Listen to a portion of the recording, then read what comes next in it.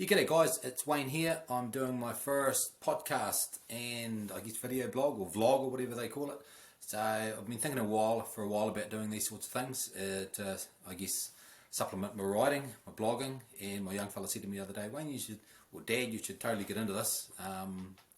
That's so you always take the advice of your kids, eh? Well, not always, but in this case. So I thought I'd crank up and have a go. So look, as you see, if you're watching this on video, you see I'm in my office or band room at my house. Got a couple of paintings on the back wall that I drew during lockdown. One's a Bob Dylan, the other's a Shane McGowan, and the other one going up will be Leonard Cohen. A couple of guitars there, a few amps. So this is a place where I can get out and make some noise and talk some crap, which I do a bit of. So look, I was just going to actually go on a bit about and talk a little bit about my glaucoma, which is basically a disease that makes you blind, or can make you blind. I guess in the 50, 60 years ago it did make you blind. Nowadays you've got a lot of choices, which is really cool. And I was going to talk a little bit about it because I know that a lot of people often, I guess they're not sure how to ask people what it's like having limited vision or low vision. My specialist tells me I've got about 85% of my vision has been lost, so this leaves me about 15%. It doesn't seem that bad to me, but that's what he tells me, and he's the specialist. So I've got pretty low vision. A lot of things I can no longer do, like driving, playing tennis, although you could argue I could never play tennis very well anyway. But now I can't really see the ball. Biking's a bit dangerous. Reading it's all right. It's not as easy as it was, but I can still get by, and I can look at my computer and phone and that all pretty well. So that's all good. So I was going to talk a little bit about it. Because like I said, people often, I guess they'd like to know what it's like having low vision, but you don't just rock and say, look, can you tell me what it's like to someone, especially if you don't know them. So I was going to try and give you a little bit of insight into what it was like having low vision with glaucoma, and talk a little bit about the journey. It's been about 4 years now, and what it was like getting diagnosed, some of the coping mechanisms, and just maybe some interesting questions that people might want to ask, but don't really want to, maybe embarrass me by asking me. So I'll just crank into it. Look, I'm 52 years old. I got diagnosed 4 years ago, which is really, really young for glaucoma. It's, it is mostly an older person's disease, and I don't consider myself old yet. So about 4.5 years ago, I was actually for a company, Perkins, that we sell a bit of gear through, a company I guess I started up a long time ago. But I was going to do field days in the North Island in New Zealand at Mystery Creek Field Days with an Italian mate of mine who was coming over. And so I drove up there, and I just didn't feel that confident as I'd been driving up there. And I've driven like most people, I've driven all my life, never really thought much of it. And there was just a few times up there, especially at night, and I was thinking, man, I'm really struggling here. I just didn't feel confident. Didn't know what it was. Thought maybe, I've always had to wear contact lenses or glasses. And I'll throw some glasses on now, actually, instead of those sunglasses. I was just putting them on to look cool. But I just didn't feel that confident driving around. And so I got back and I said to my wife, I said, I might just go and get, my prescription might have changed and I might be just getting a bit blurry. I felt like I had to do something. It was a nagging feeling, but I wasn't sure what. I didn't think it was any big deal. Probably a better, stronger lens in my glasses and, kick up the arse and send me on my way and I'd be fine. So anyway, I went in, eventually booked an appointment with my optometrist and went in to see him, and he checked a lot of things, and he checked my prescription. He said, no, you're a little bit different, but not that bad. And he said, I'll just check the pressures in your eyes. So he checked the pressures in my eyes, and he said, oh. And when you go to see your specialist and they say, oh, it's probably not a great result. It's not what you want them to say. You want them to say, oh, well, that's pretty normal. But no, he went, oh. And then he had a look deep into my eyes, and he said, oh yeah, I think we can see the problem. And there was actually a specialist there who's become my specialist, and he brought him over to have a look, and the guy said, oh yeah, I see what you mean, we better do something quick. So that's when I realised that my life had changed pretty much just like that. And we found out that my pressures were 55 in each eye, which is really high. The top end of the range is 21. So my pressures were really high, and I'd already lost a lot of vision. And it was really weird, I walked into that optometrist appointment, I drove down there, I walked in there, felt like I was fine, and walked out just about blind, because all of a sudden your mind compensates with it. And so I thought I was fine, you can't see what you don't see when you don't know about it. And then all of a sudden when I found out and I realised, shivers, you know, I guess the walls in my mind crumbled around it, and I could tell now that there was some big limitations, and I walked out of there really, maybe a little bit of a panic attack. It was big news, you know. You knew it was life changing, and got out and I still drove home. Probably shouldn't have, but drove home. And yeah, and then started to try to digest the information. Got a fields test done, which is they check the bits that you can't see, and you know, all around here was just black, and there was 2 bits there that were white. That the white's what you can see, and the black's what you can't. So yeah, that was yeah, well, to be fair, it was pretty challenging, and I wouldn't suggest I handled it that well. It was like it was a big event. My pressures were at 55s. We had to get them down, so they got me straight away onto some drops. Luckily, that started to bring the pressure down straight away. So that was really good. You know, that was fortunate. 100 years ago, I wouldn't have had that option, and I'd be blind now. So, you know, thanks to modern medicine and the people that have trialled these things, and the doctors and the specialists that look after you. But anyway, yeah, so I got diagnosed, come home, told my wife, and I showed her, then when I showed her the fields test, which were pretty confronting, it was just black with 2 bits of white basically, and she had a bit of a cry, because she could, I guess, see the ramifications, and I was starting to pretty quickly realise, okay, this is, you know, and at that stage you didn't know that we could get my pressures down, and I guess it's coping mechanisms, and you don't know what you don't know, but I thought, shit, am I going to be blind in 3 weeks? And I remember waking up in the morning, am I going to be able to see? So it was pretty terrifying, really. Yeah, you know, and I've tried to put on a brave face and look like I handle it well, but there was times I didn't handle it that well. You know, I remember a couple of times those first 3 or 4 days when you realise that everything's changed. Nothing's going to be the same as what it was for you. You know, I mean, you know, the driving's toast, and that's a big chunk of your freedom gone. You know, there's lots of other things now, and there's a lot of uncertainty about where it's going to end up.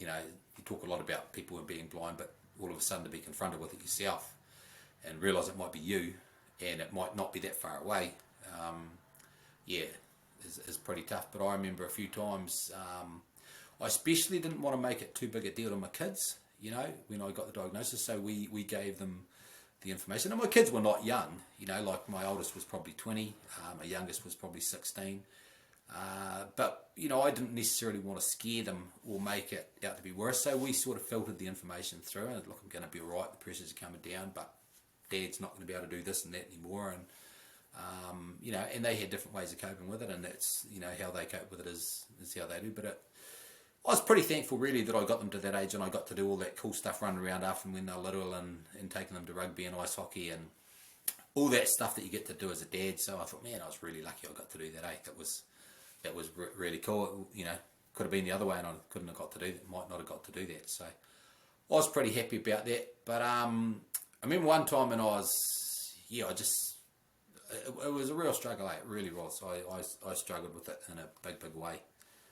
And I remember a couple of times I'd go to the shower and I'd just have a bit of a cry. It'd be just too much for you, you know, so you'd be getting through life and especially in those first few days and just trying to make the best of it. Yeah, it's going to be alright, you'd say to people, and then I'd go to the shower and turn the shower on and go in there, and you just realise the enormity of it, and especially the uncertainty at that stage. Am I going blind? Is it all over?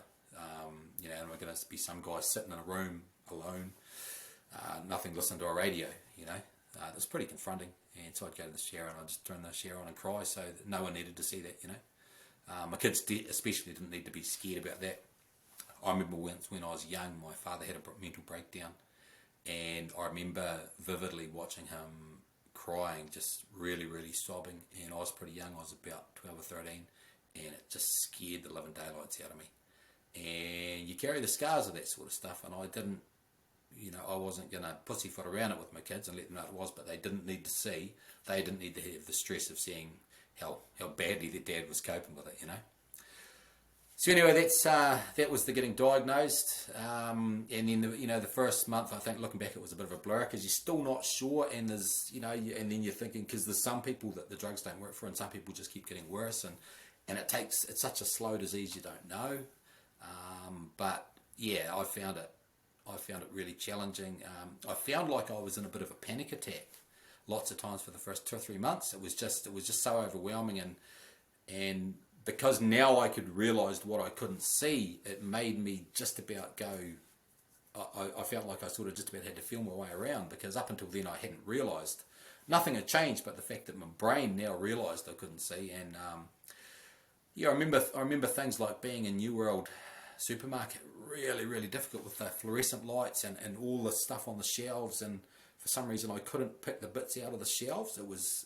And I'd come out of there just absolutely knackered and just about hyperventilating. It's really weird, eh? It was like sometimes just walking around in a panic attack. And I think that's just probably your mind trying to cope, and you get through it. And I mean, that's all changed now. I don't feel that at all. I've learned to cope with most of that. But so that was getting diagnosed. It was pretty average, and to be fair, it really shouldn't have happened to me. I mean, I'm pretty young. There's probably been some failures along the way, I guess, about, I mean, I should have been picked up way earlier and wouldn't have lost this and wouldn't have the limitations I got now. But and some people have said to me, I should raise Mary hell or do whatever. But I mean, it is what it is. It's happened. What's happened has happened. And it's one thing to be blind, but it's another thing to be blind and bitter about it. And some of those things, when things happen and you got to take responsibility yourself, I could have probably asked questions or made things happen or whatever. So, and I didn't.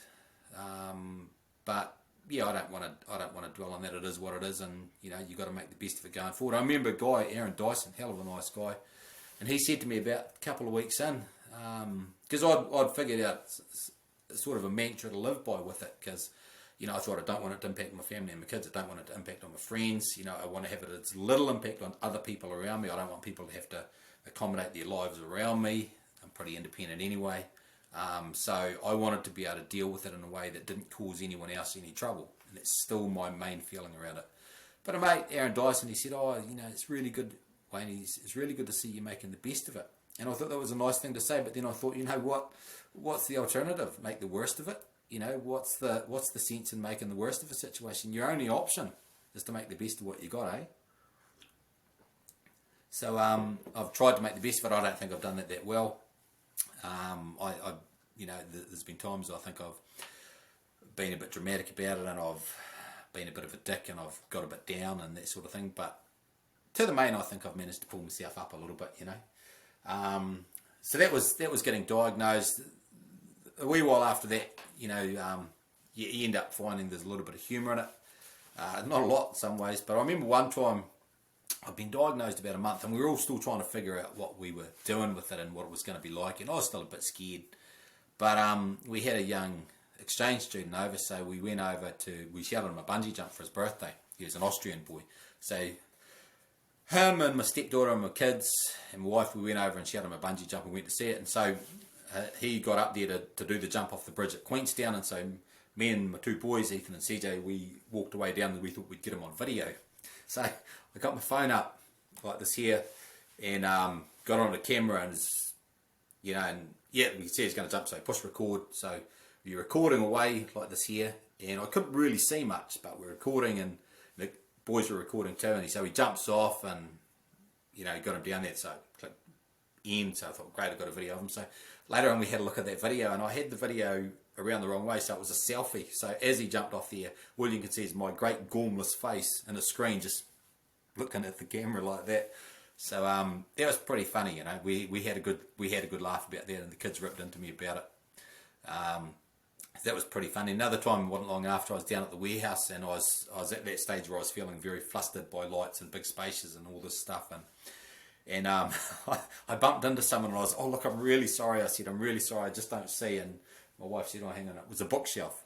So I sat there apologising to this bookshelf that I couldn't really see for about 10 seconds. So that was kind of funny.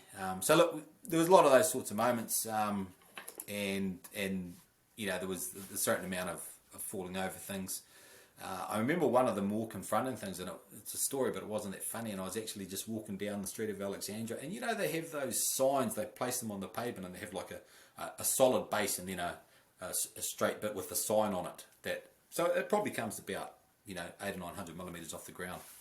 So of course, as I'm going to show you, in my vision, I don't really see a lot from there down. Most of it's gone from down there. So I was walking just down the pavement, minding my own business, thought all was good, but of course I didn't see the sign there, and just went straight over it in front of everyone.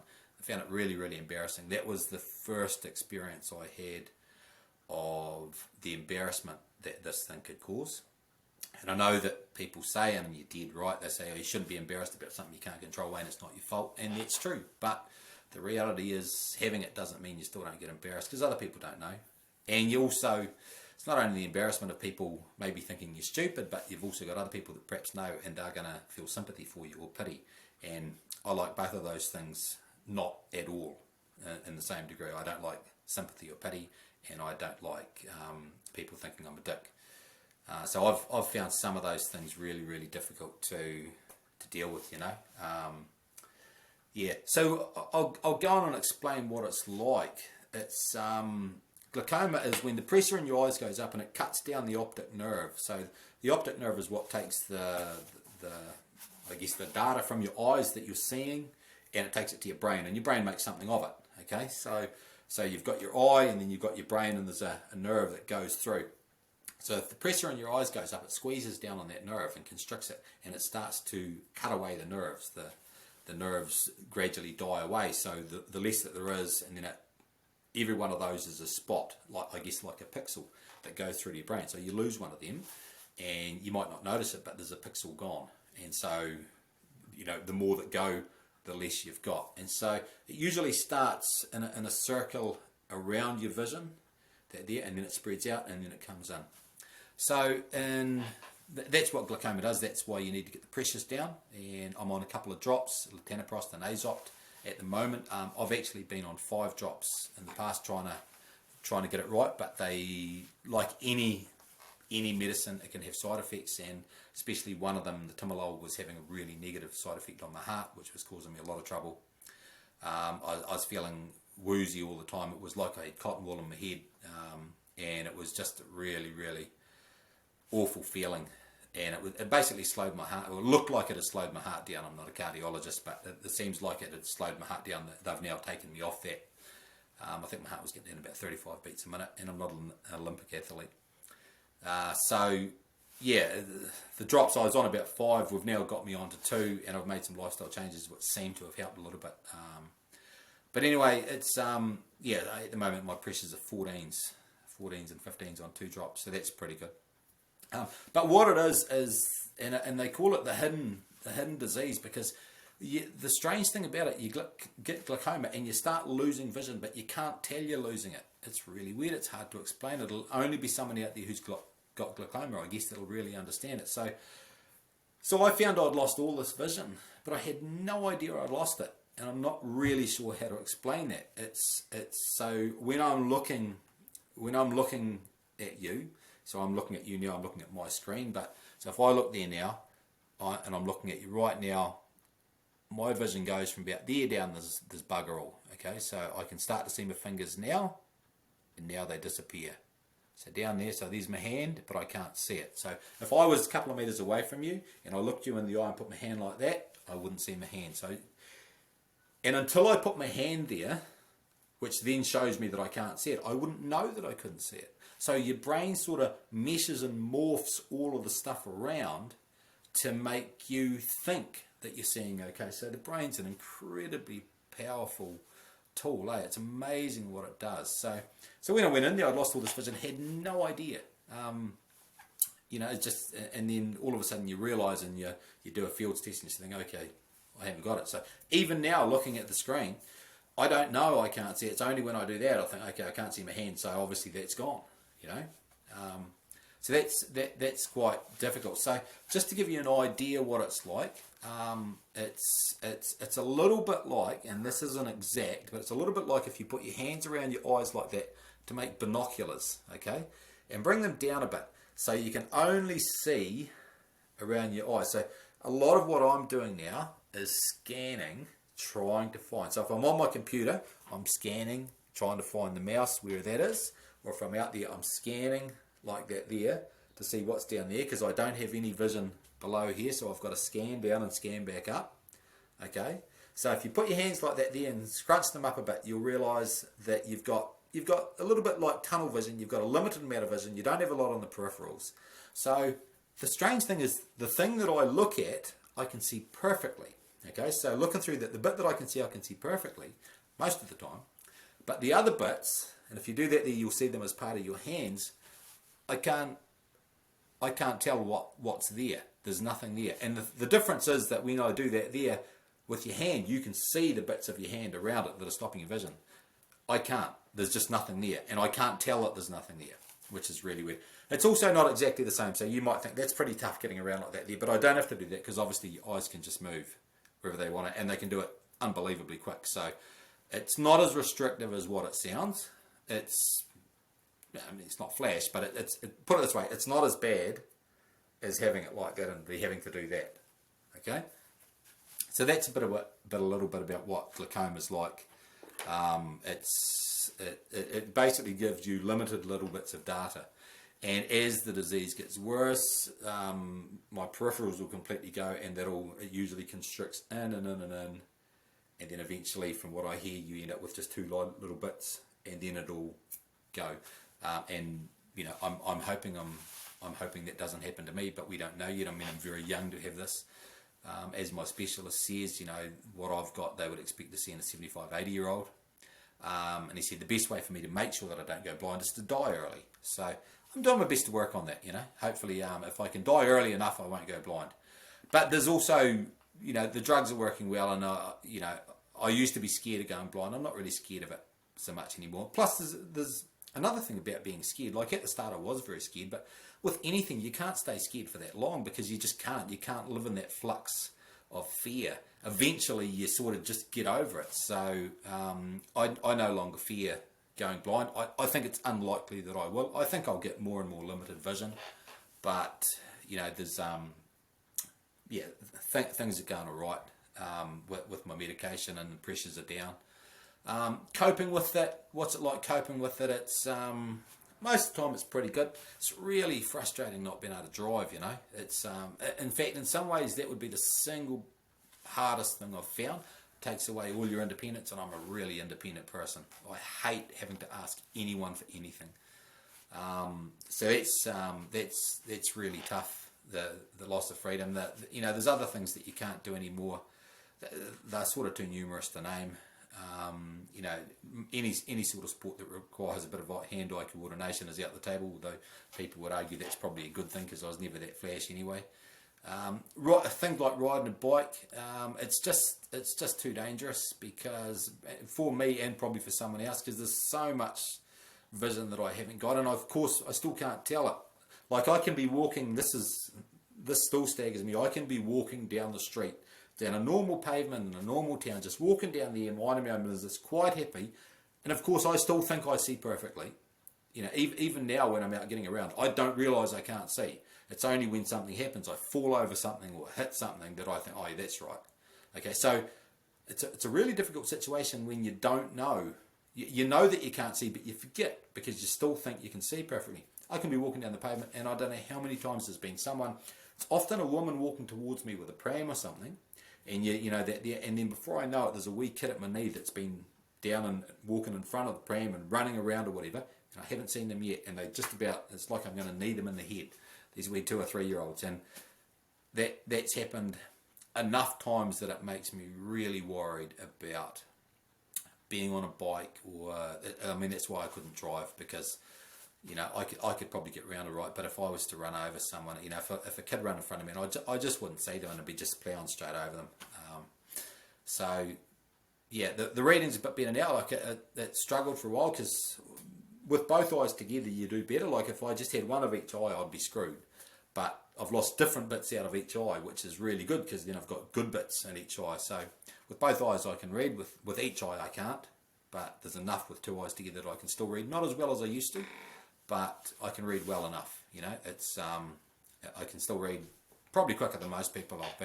Reading's been the great love of my life. I just love reading, and I've done it all my life. And I'd hate for that not to happen, not to be able to read. But at this stage I can still read. But it's mainly just it's also the clumsiness, and a lot of people will say that I've always been clumsy, and that's probably, there's a lot of truth to that. But you know, there's so many things. It's just so easy to knock over a cup of tea, or hit something, or walk into something, or trip on something. There's a lot of tripping going on. In fact, the thing that's probably going to take me out is going to be falling downstairs. because I've got no vision down here. It's really, really difficult, because it's really weird. When I'm in a situation where I'm worried and I'm being cautious, I'm completely safe because I look everywhere and I can check it out and I'm never going to hurt myself. But it's when, as you can't help, you forget about it and you're just out enjoying yourself and walking around and you forget that you can't see and you haven't got that peripheral down below and you come to grief. And that's happened a few times. And this still sends chills up my spine. Me and my wife are in Sydney. We're over there seeing my oldest boy, Josh. The kids come over. And we're walking down to the Sydney Opera House. And of course there's these big steps that go down there, huge big steps that people sit on. And we were just walking along. And I was really enjoying it, and I thought it was all flat and da-da-da-da. And then all of a sudden I just step off the steps. And I can't remember if Liz was holding my hand or grabbed me, but I was toast, and if she hadn't got me, I would have broken a hip or a neck, and it's still, I haven't seen the steps yet. So that's the scary bit, is that I'm perfectly okay until I'm not, and you just can't, with the best will in the world, you can't live your life scanning everything. You eventually just forget, and just act normal. Which is why in some ways where I don't need it, probably a white cane would be helpful, because it would check that ground in front of me, but I don't want to use a white cane. I don't think I need to yet either. I'm nowhere near, I wouldn't at all categorise myself as being blind or even close to blind. I've lost a lot of vision, but I've got, that would, nothing like I need that. And plus the other thing I really don't want to, one of the big reasons I don't want to go down there is because then I'd be defined as blind. I'd see some guy walking down the street with a white stick, and if you've got to do that, if you're listening to that and you've got to do that, I don't have an opinion on what you do. I don't need it yet, and also at this stage, I don't want to be defined by my lack of vision, So the coping is just, it's a mind game, eh? It's pretty much a mind game. You've just got to, you've really got to concentrate on the things that you can do, because now I've got lots of things I can't do. So, but, you think of the things that you can't do, and let's say there's 20 or 50 things that I can't do or can't do as well as it, and that sucks. But think of the hundreds of thousands of things that I can do. One of the things that I've started doing, because I can no longer drive, I have to do a lot of walking around, and so I decided, okay, let's be as good a walker as I can, let's make the best of that, so, I enjoy walking, I always have, probably a lot better for my weight and my health and my heart, and so I really enjoy out walking, and so, you look for the things that you can do. I can still play music in a band, doesn't mean I'm any good at it, but you can still do it, so a little bit of the coping is trying to find the things you can, and there's definitely times when I get a bit down about it, when it's hard to explain, sometimes knowing that you're never going to drive again, you're never going to be able to do this again, and it's over. It's pretty tough, eh? It's I feel sorry for people like that. It's not something that it's I guess it's not that big a deal not driving or not having that freedom, but it's a big deal to yourself, because you can no longer do some of those things, and you're always relying on either walking or having to ask someone, and it's not always fun. And I've got lots of good mates. I'm really lucky. And they all offer things, but you don't. I especially hate having to ask someone for something, so I ask as a last resort. But my friends are really good to me and look after me anyway. But it's definitely a mind game, and it's I guess I don't think I've got anything like advice for anyone, but I guess, and perhaps other people with glaucoma who watch this, they might think, I guess it's anything in life. You look for the things you can do. Don't focus on the things that you can't. It's the same thing that I first thought when I got it. We've got to make the best of it. What's the point of making the worst of it? Make the worst of it, it's bad for everyone and me. Make the best of it. It might not impact other people's lives much. And who knows? Sometimes in life, the things that you deal with, you find out they end up being really good for you. I don't know yet. For all I know, this could be the best thing that ever happened to me. It isn't yet, but here's hoping, eh? So I guess that's the life lessons. I want to talk a little bit about people's attitude towards people with low vision or glaucoma, or I guess any sort of disability. Not that I think I've got a disability. You know, I think I may at some stage, but at this stage, okay, there's some things I can't do, but I don't categorise myself as having a disability. I think that would be unfair to a lot of people out there that genuinely do. But it's interesting when I got diagnosed, and you know, and then obviously people realise and people find out, and you tell some people, and people's attitude towards you and how they cope with it and what they say. And one of the things I've found interesting is I guess how people deal with it and the jokes. And it's interesting because I like humour. I'm really good at throwing a bit of shit at someone and I expect it back. If you want to give it, you've got to be able to take it. I'm a firm believer in that there. And I like ripping people out, and I like being ripped out. You know, there's a lot of fun in it. There's nothing I like more sometimes when people are going on about what a Dick Wayne is in front of me, and we're having some fun at my expense. I enjoy that. That's a great fun part of life, and I enjoy doing it to other people. But I noticed with glaucoma that people with low vision, it's a difficult one, because you know, some people are genuinely sad for you, which I think is good. You know, that's the way it should be. You know, and I think pretty much everyone was sad for me. You know, no one liked it. The fact that I got diagnosed and had this, you know, issue or whatever. But it's a funny thing, the way people cope with it and the humour around it, because some people would make jokes about it, and I think they made jokes as a way for them to deal with it, and for what them, because you don't always know what to say, do you? You know, you say, I mean, you don't want to clap someone who says, "Oh, Wayne, I'm so sorry, you know, you poor bastard." And at the you not everyone wants to do that. And sometimes by making a joke, and I do it too, it's your way of sort of coping, and maybe even showing a little bit that you care, you know, and feel like you're close enough to be able to say some of these things. And so some people made some pretty good jokes and that sort of thing, and it's weird with the jokes, eh? Sometimes they're funny to me, and sometimes they're not. And lots of times I make jokes about it. I lots of times make jokes about my glaucoma, about my lack of vision, and especially when I've done something like I've bumped into something or spilt something, or you know, like, or I'm having to do something and everyone knows, like I'm directing a car in or taking a photo, you know, yeah, that's right, get the blind guy to do it. And sometimes I do that because it's genuinely funny, and I like being funny, and I like trying to make people laugh. You know, like it's really cool when you have a good joke. We all like to make people laugh. So sometimes I think that's really humorous. It deserves to be a joke. And sometimes I do it because I feel very self-conscious, and it's my way of coping with it. You know, it's like, you know, something can happen and I'll say, "Oh yeah, too bloody blind, eh?" And it saves someone else having to say it. And it's sort of, in some ways, it's a self-preservation mechanism. It's a way of me controlling the situation. I explained it in a blog like this the other day. It's like if a group of us were walking down beside the river, and you wanted to have a bit of a joke, you could push me in. You know, you could push me into the river, and it might be funny, and we might all laugh about it. But it would be at my expense, you know? So the joke would be at my expense. Whereas if we were walking down the river and we wanted to have a joke, and I jumped in as a way to be funny, then you would laugh with me because I would have instigated the joke. And the joke, you would laugh with me rather than at me. And I would control it, because then I control the narrative. I control the joke. I did it, you know. So a lot of times when I use humour, I'm doing it because I'm really embarrassed. And there's lots of times I'm really embarrassed with this low vision, way more than what any of you would ever think.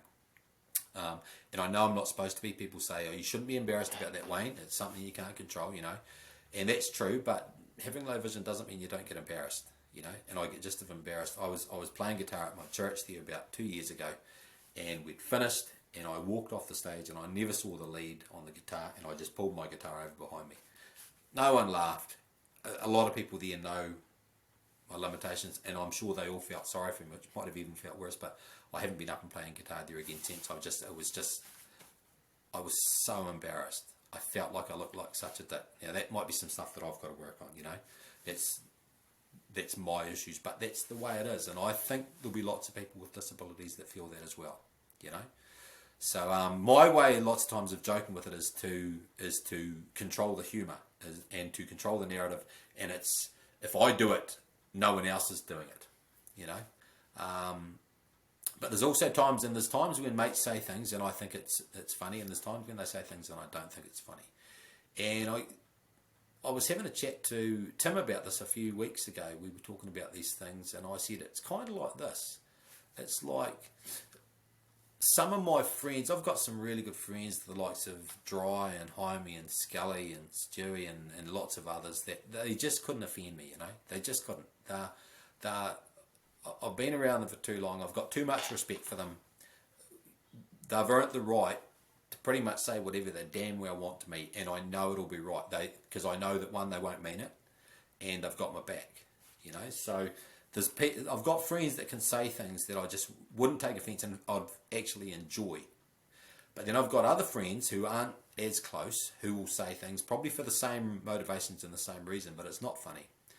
And the only thing I can think of, and maybe this is advice, I don't know, maybe it's advice, maybe it's not, but if you're thinking about making a joke about someone who has got some sort of a disability or some problem or whatever, and you have to wonder, you know, is it going to be well received, or is it actually going to put them down and make them look like a dick, or is the humour going to lift them up, and is it going to actually genuinely be funny and it's worth it for that? I suggest you think very closely about whether or not you've got a good enough relationship with them to be able to do it. And if you have to wonder if you've got a good enough relationship, you probably haven't, and you're probably best to shut up and not say it, or say something different, because I haven't liked it sometimes, eh? I really haven't. And these are good people. I'm not criticising the people, but I think there's a large number of people out there who maybe think they're close enough to me that they can say things and make a joke at the expense of my low vision, and sometimes it's not very funny, because quite frankly it's not really that funny not being able to see, you know. It wasn't fun when getting diagnosed, and it's got no more fun since. And so I guess if there's any advice out of this blog, it's just, if you're going to say something, just be really cautious that it's genuinely funny and it's going to lift the person up and you've got their back. But sometimes it's not, eh? And it also depends on how I'm feeling. Like if I've had a bad day and I've bumped into a couple of things, or sometimes my vision's worse than others, and if it's particular sunlight in a particular way, sometimes I'm virtually blind. And sometimes it just effing sucks. And someone makes a joke at that time and you think, it's not really what I needed to hear. But you laugh about it, but you're not really laughing. You're doing it in some ways to not embarrass them. And I just think it'd probably be a good idea to just remember, just be cautious about how you joke about someone else's, I guess, disabilities or insecurities or issues, you know, because we've all got something, and this is a message to me more than anyone else, that, you know, everyone's got something, and it could be whatever it is, and maybe I'm the worst at it, so maybe the one who needs to listen to this the most is me. But look, that gives you a little bit of an idea. I hope that answers a few questions about what my glaucoma is like. It's pretty personal and intimate. I've tried to tell you honestly exactly what it is. I don't feel like I've got a disability. You know, I think I'm mostly really lucky. I get a bit down sometimes. I can be a dick like everyone else, you know. But that's honestly sort of how I feel. It's fluid. Some days are good, some days are not so good, and it's a mind game. But the one thing I will say is, if you haven't gone and got your eyes tested for glaucoma, please go and do it. The number one thing, or if anyone you know hasn't and they're getting on it, or even if they're young, just go and get tested. It doesn't cost bugger all. They need to check the pressures. This doesn't need to happen to people anymore, and it's so simple to get diagnosed early and not have some of the limitations I've got. And of course, people have got it a lot worse than me, you know. So yeah, go and get tested. Get your pressures tested for glaucoma. Go to any optician. They will know what I'm talking about. Just say, I was listening to this guy on the internet on a podcast, and he said I should get my pressures done because of glaucoma, and they'll check you out, and yeah, you'll virtually be fine. But if you're not fine, the sooner you find out, the better. You know, so there's no downside to getting diagnosed. It's going to be good for you. So look, that's the end of my first podcast. I'll throw this up and let's see how it goes. I wrote a blog the other day about this here, and you can see that at wayneperkins.co.nz. I'll put a link up for it. That's all my other blogs as well. So I blog about once a week. Sometimes it goes well, sometimes not so well. I'm a bit of an opinionated bugger. And I'm going to be doing these podcasts and video blogs or vlogs as well, and talk about a few other things. And yeah, look, hopefully this was helpful. Cheers. Thanks very much for listening.